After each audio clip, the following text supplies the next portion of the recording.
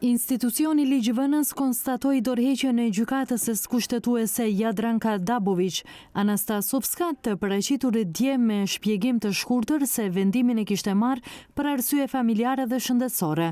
Megjithëse kishte mundësi, Dabović Anastasovska vendosi të mos paraqitet në seancën e sotme ligjvënëse për të shpjeguar arsyet e tërheqjes. Jam I njoftuar se gjykatësja e gjykatës kushtetuese të Republikës së Maqedonisë së Veriut Dr. Jadranka Dabović Anastasovska nuk do të arsyetoj dorëheqjen në seancën e kuvendit. Prandaj, konstatoj se në bazë të nenit 121, paragrafi 2 të rregullorës së kuvendit, Dr. Jadranka Dabović Anastasovkës I pushon funksioni gjykatëse e gjykatës kushtetuese të Republikës së Maqedonisë së Veriut përfundimisht me 31 dhjetor 2025.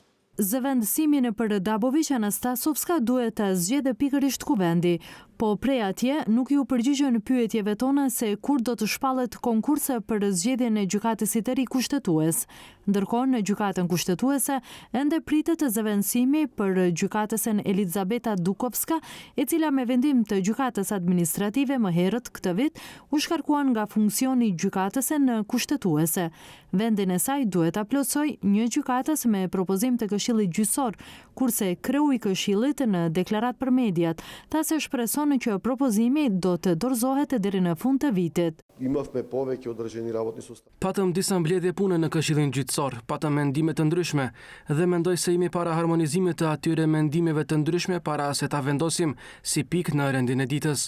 Kishte dallime në kuptimin nëse të votojmë përsëri të njëjtët kandidat, duke marrë parasysh vendimin e gjykatës administrative. Unë thash deri në mes të dhjetorit, por ja të shpresojmë që deri në fund të vitit, Këshilli Gjyqësor do ta ketë propozimin. Kjo do të thotë se nga 1 janari gjykata kushtetuese do të punojë me 7 në vend të 9 gjykatësve siç e kërkon ligji, nëse ndërkohë kuvendi nuk zgjedhë zëvendësim për Dabović Anastasovska. Gjykata kushtetuese që nga maji punon me 8 gjykatës, pasi gjykata administrative vlerësoi se zgjedhja e Dukovskës për gjykatës e kushtetuese para 2 viteve kishte qenë pa rregullt, përkatësisht se antarët e Këshillit Gjyqësor gjatë zgjedhjes së Dukovskës as nuk diskutuan, as nuk kanë parë nëse kishte gjykatës më cilësor se kandidati që I kishin propozuar.